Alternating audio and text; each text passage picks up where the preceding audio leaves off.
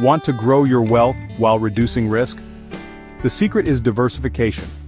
Today I will show you how to create a perfectly balanced, diversified investment portfolio even if you are just starting out. Diversification means spreading your money across different investments so that if one goes down, others can balance it out. Think of it as not putting all your eggs in one basket. Let us talk about the main asset classes you need in your portfolio. First, stocks. They are the engine of growth. Choose a mix of large cap, mid cap, and even international stocks. Next, bonds. They provide stability and steady income. Government or high-quality corporate bonds work best. Then, gold or commodities. They act as a hedge against inflation and economic uncertainty.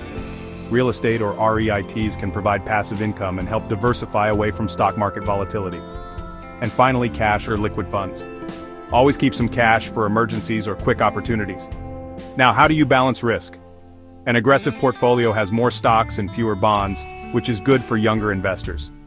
A conservative portfolio has more bonds and fewer stocks, which is better for retirees or those who prefer low risk. Remember to rebalance your portfolio every year to adjust back to your original percentages. Here are some practical tips. Use index funds or ETFs for easy diversification. Invest regularly with dollar-cost averaging.